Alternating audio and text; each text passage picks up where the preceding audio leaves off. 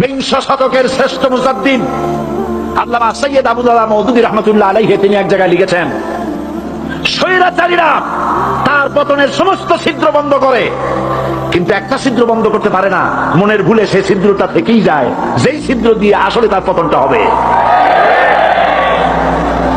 ক্ষমতায় গিয়ে মনে করে চিরকাল ক্ষমতায় থাকবো। ভারতের প্রধানমন্ত্রী পণ্ডিত জওয়াহরলাল নেহরু রাঁচি পাগলাগারদে গিয়েছেন, মেন্টাল হসপিটাল। পাগলেরা নেহরুকে দেখে আশ্চর্য হয়ে গেছে, এত সুন্দর মানুষ, মাথায় কেস্টে টুপি, গায়ে শেরওয়ানি, মুসলমানি ড্রেসই আলাদা, যদিও তিনি হিন্দু ছিলেন, পরেছেন মুসলমানি ড্রেস। শেরওয়ানি কাদের পোশাক? কাদের পোশাক? হাতে ছড়ি নিয়ে হাঁটা, স্টাইল করে, সুন্দর পাদামা, সুন্দর টুপি, সুন্দর সাজসজ্জা করে, মুসলমানদের ড্রেস। এই ড্রেস পরে তিনি গিয়েছেন, সবসময় যে ড্রেস তিনি পরতেন। পাগলেরা জিজ্ঞেস করছে, তুমি কে গো? উনি বলছেন, আমার চেনো নাই, আমি ভারতের প্রধানমন্ত্রী পণ্ডিত জওয়াহরলাল নেহরু। পাগলেরা বলছে, ও সেই কথা, আমরাও যখন এই হসপিটালে আসছিলাম এই তোমার মতো লম্বা লম্বা কথা আমরাও বলছি, থাকো আমাদের সাথে কিছুদিন, তোমার মাথাও ঠান্ডা হয়ে যাবে। ক্ষমতায় যারা থাকে, ক্ষমতার মোহে চতুর্দিকে অন্ধকার দেখে, মনে করে আমার পতন আর হবে না। কিন্তু তোমাকে বুঝিবে যে গোকুলে বাড়ি শেষে গাড়ির চাকা সব সময় উপরে থাকে না। গাড়ির চাকা সব সময় উপরে থাকলে গাড়ি তো চলবেই না, গাড়ির চাকা ঘোরে বলেই তো গাড়ি চলে। সুতরাং এই উপরে তোমার চাকা উপরে এখন আছে বলে, তোমার দলের চাকা উপরে আছে বলে যারা মানুষের উপরে জুলুম করছো, আলেমদেরকে ধরতেছো, মুসল্লিদেরকে ধরে ধরে জেলে ঢুকাচ্ছ, সময় আসবে এমন ইন্দুরের কর্তব্য মানা ফেলবার জন্য।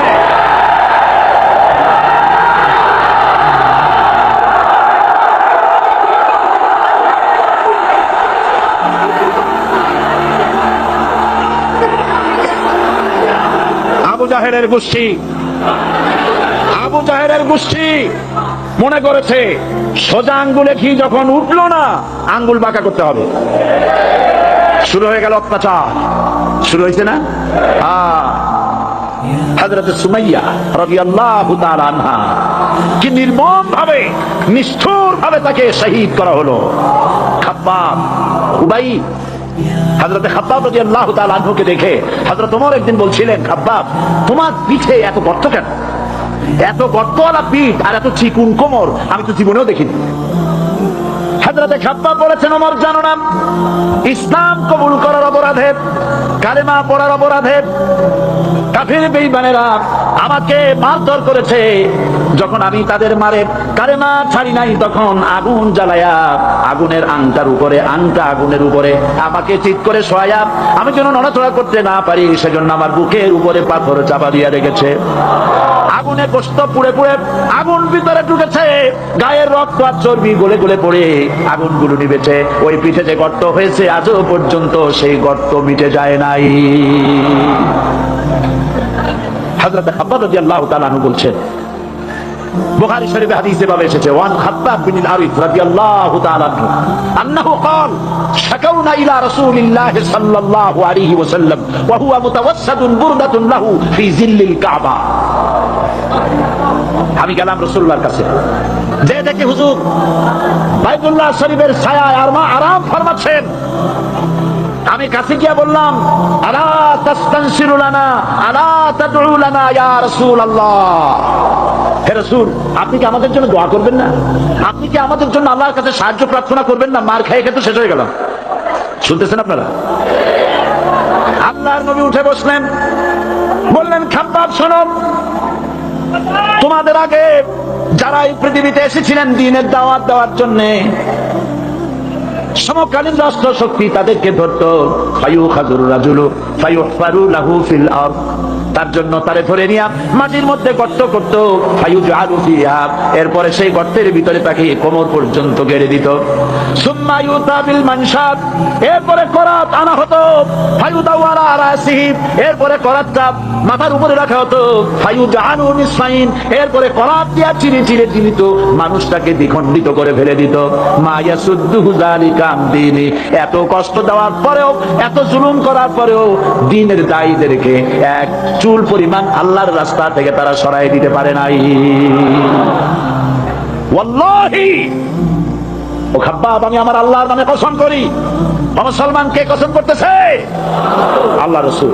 আমি আমার আল্লাহর নামে কসম করি, ওয়াল্লাহি লা ইউতাম্মান্নাল্লাহু হাদাল আমর হাত্তা ইয়াসির রাকিবু মিন সানা ইলা হাদরামাউত। সেদিন বেশি দূরে নয়, ইয়েমেনের রাজধানী সানা থেকে শুরু করে সৌদি আরবের হাদরামাউত পর্যন্ত হাজার হাজার মাইল এই দীর্ঘ পথে যুবতী নারী তার সৌন্দর্যের বর্ষা নিয়া, আর ধনাঢ্য ব্যক্তিরা সওদাগারেরা তাদের টাকা পয়সা নিয়া একাকে নিয়ে অথবা দলবদ্ধ ভাবে মানুষেরা যাতায়াত করবে। লা ইয়াখাফু ইল্লাল্লাহ, মানুষের মনের মধ্যে কোনো ভয় থাকবে না। এমন একটা সময় আসবে, ওয়ালাকিন্নাকুম তাস্তাজিলুন, অথচ তোমরা বড্ড তাড়াহুড়ো করছো। তাড়াহুড়ো করো না, অপেক্ষা করো, ধৈর্য ধরো, মার খাও, জেলে যাও, শহীদ হও, আল্লাহর রাজ কায়েম হবেই হবে।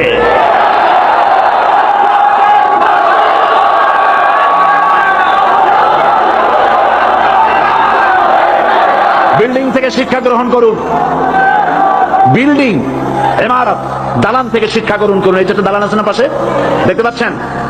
এই দালান কি দিয়ে তৈরি করা হয়েছে বলেন? ইট। সমস্ত ইটেরা যদি ধর্মঘট করত, আমরা কেউ মাটির তলায় যাব না, কেউ আমরা আগুনে পুড়ে ঝামা হব না, পিক হব না, কেউ আমরা টুকরা টুকরা হব না, সবাই থাকবো উপরে উপরে। তাহলে কি দালান হইতো নাকি?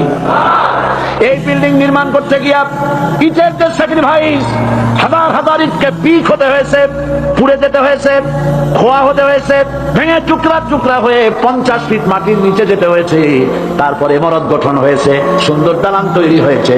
যারা ইসলামী শাসন চান, আল্লাহর দ্বীনকে বিজয়ী দেখতে চান, তাদেরকে অসংখ্য মানুষকে পোড়াইটের মতো জেলখানায় পুড়ে পুড়ে মরতে হবে, অসংখ্য মানুষকে ফাঁসির কাস্তে ঝুলতে হবে, গায়ের রক্ত দিতে হবে, শহীদ হতে হবে, তারপরে ইসলামের ইমারতটা কায়েম হয়ে যাবে।